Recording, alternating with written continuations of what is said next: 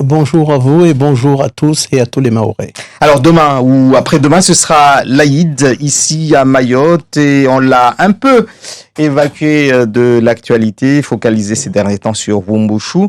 Mais donc la fin du Ramadan annonce aussi le début d'une période de restriction en eau, restriction d'eau ici à Mayotte. La situation risque peut-être même d'être plus sévère au mois d'août. Est-ce que c'est un sujet qu'on aborde dans votre parti lorsqu'on parle de Mayotte? Oui, parce que l'eau, c'est pas un produit comme un autre, c'est un produit vital. Et donc, effectivement, on a tendance à sous-estimer. On sait qu'il va y avoir justement, il va y avoir une pénurie d'eau, vraiment, et que on n'en parle pas assez à Mayotte par rapport à ce que ça peut générer comme dégâts. En termes de tout, du tourisme, de tous les restaurateurs et surtout les habitants déjà. Et là, c'est vraiment problématique. Oui, il va falloir en parler de ce problème-là parce qu'il ne faut pas qu'il nous surprenne au dernier moment et qu'on ne puisse pas trouver de solution. Parce que là, on sera vraiment dans des sales draps. Ah, mais qu'est-ce que vous savez, vous, aujourd'hui de la situation?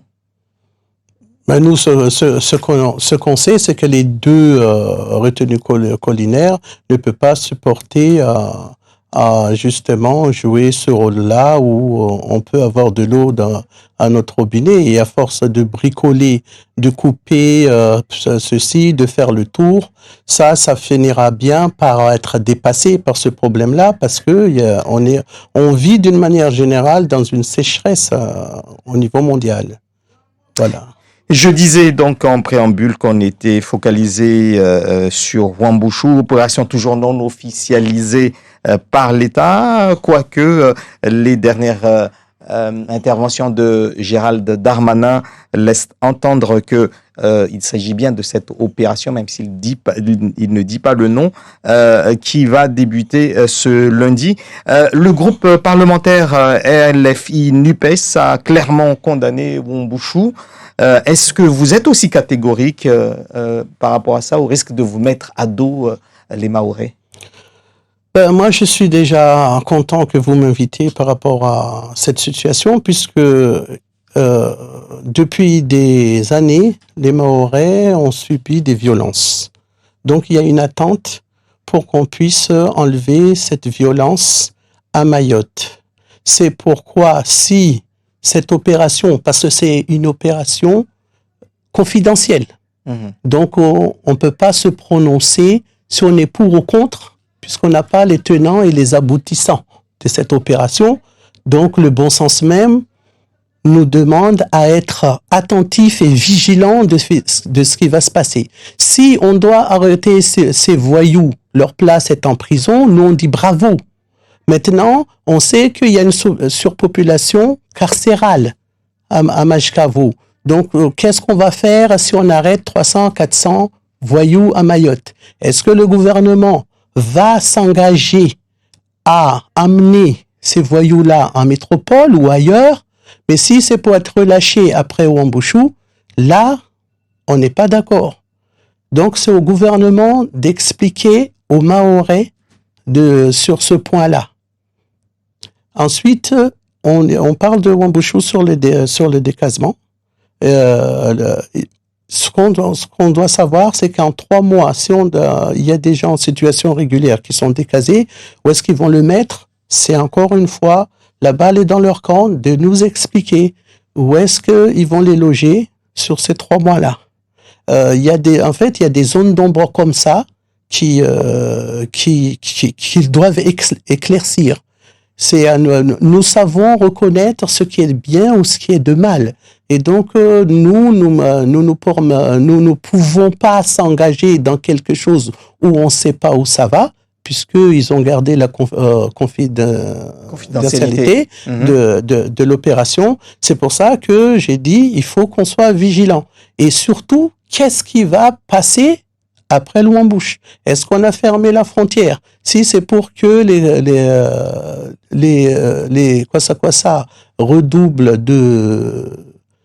du nombre qui atterrit sur le littoral mahorais, où est l'utilité de Wambouche? En tout cas, sur le plan du déploiement en matière financière et matérielle, eh ben là, on dit chapeau. Dans ce cas-là, sur ce plan-là, nous, on voudrait il faudra faire le Wambouche social, le Wambouche en éducation, le Wambouche pour le développement, parce qu'il y a un sacré moyen.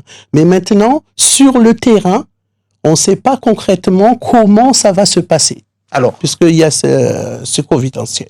Donc, vous, ce que vous regrettez, c'est qu'il n'y ait pas, qu'on n'ait pas officialisé cette opération et bien expliquer comment vont se passer les choses. Et on sent du coup que vous doutiez un petit peu de l'efficacité du coup de cette opération. Ben, écoutez, Monsieur Andy, connaissant ce gouvernement qui a pour ADN l'habitude de ne pas écouter les Français, on a vu les opérations Shikanda il y a 4 ans où vous et tous les médias ont parlé de ce bienfait. On a vu que le Shikanda a été mangé par le requin rapidement.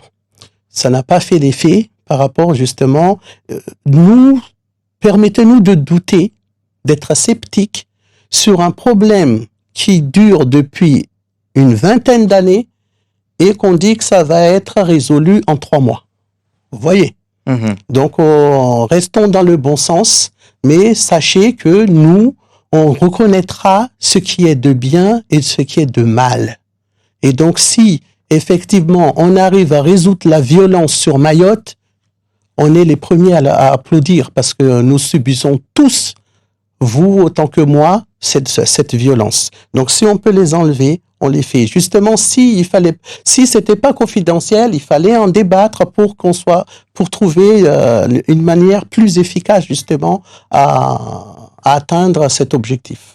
Alors, l'opération Wambouche veut d'abord lutter contre l'immigration clandestine et également l'habitat insalubre. Ça, c'est une réalité. Est-ce que vous, à la France insoumise, vous êtes pour lutter contre ce genre de situation, l'immigration clandestine et l'habitat insalubre? Bien sûr qu'on est pour, on a toujours affirmé sur tout ça, justement, mais c'est pas avec les mêmes moyens. Concernant l'immigration clandestine, nous, on avait toujours crié haut et fort sur la fin des visas territoriaux. On a toujours crié haut et fort sur le co-développement. On trouve que c'est la meilleure manière de lutter par rapport à cette immigration clandestine. Ensuite, concernant le décasement, Monsieur Andy, vous connaissez mieux que moi, ça a toujours été fait à Mayotte sans Wambouchou. En preuve, le quartier Jamaïque, à Koungou, je peux donner plein d'exemples qui se sont bien passés parce qu'il y a eu des gens qui étaient relogés, c'était bien calculé. Tout s'est fait dignement. Maintenant, quand c'est confidentiel comme ça, on sait pas comment ça va se passer. Donc, il est très dur de se prononcer et que on a l'impression que toutes ces choses-là, ça se fait avec des partenaires. On a l'impression que l'État garde tout et que il va faire. Vous êtes sceptique ou vous êtes contre? Parce que on sent qu'il y a quelque chose. Encore, je vous répète que je ne peux pas être pour et contre de quelque chose que je ne connais pas. C'est le bon sens même qui veut ça. Donc forcément, on est sceptique parce qu'on ne sait pas comment ça va se dérouler. D'ailleurs, les informations qu'on reçoit venant de vous, les médias, par goutte, en disant que l'objectif c'était 20 000, il paraît, c'est vous qui nous le dites. Et maintenant c'est 10 000, on ne sait pas. Sur les 8 sites de décasement, il y a que un site où ça a été validé par le tribunal et les autres c'est pas encore validé. Voilà ce qu'on apprend venant des médias, donc de vous tous les médias. Donc on est dans une espèce de flou. Il y a des zones d'ombre. C'est au gouvernement de l'éclaircir aux Mahorais. Parce qu'on ne s'engage pas dans quelque chose qu'on ne connaît pas. Alors, la majorité des partis politiques à Mayotte, les élus se sont prononcés, eux, ils sont tous favorables parce que c'est l'État qui organise cette opération. Vous, alors, qu'attendez-vous de l'État si ce n'est que d'être un peu plus, comment dire, clair par rapport à cette opération? Nous, on attend de l'État de satisfaire les demandes des Mahorais, de la population mahoraise. Et la demande de la population mahoraise, c'est d'éradiquer la violence à Mayotte. Et pour ce qui a été fait, c'est de reloger ceux qui sont en situation régulière comme ce qui a été fait. Et personne n'a contesté les reconduites à frontières. C'est pas Wambouchou où commencent les reconduites à la frontière. Donc on n'empêche pas, mais ce qu'on a dit que l'immigration clandestine, malgré tout ce qu'on a mis en place depuis, ne cesse de monter. Donc peut-être qu'il y a d'autres manières, si on nous écoutait un peu plus, à mettre en place pour faire baisser cette immigration clandestine. Mais voilà ce qu'on dit. Sachez qu'on sait reconnaître ce qui est de bien et ce qui est de moins bien, et on ne va pas s'opposer pour s'opposer. Alors, on a entendu quand même la France insoumise condamner du coup la politique du gouvernement sur ce genre d'opération. Par contre, on n'a pas trop entendu ce même parti condamner les Comores ou qui n'arrive pas à fixer sa population ou qui peut-être ne fait pas sa politique de développement de leur pays. Pourquoi est-ce que il y a cela? Est-ce que le parti ne peut pas aussi dire clairement que de l'autre côté, il y a aussi... Non, mais le parti s'est engagé. M. Mélenchon était clair sur cette affaire, que si lui, il était à la commande à la présidence, on aura assumé au nom de l'égalité républicaine, c'est-à-dire de repartir cette immigration clandestine à travers l'espace Schengen. On met terme aux visas territoriaux. Si quelqu'un qui habite à Marseille peut habiter à Paris, quelqu'un qui habite à Dzaoudzi pourra habiter à Paris, c'est pas le cas pour l'instant. On parle bien sûr ceux qui ont des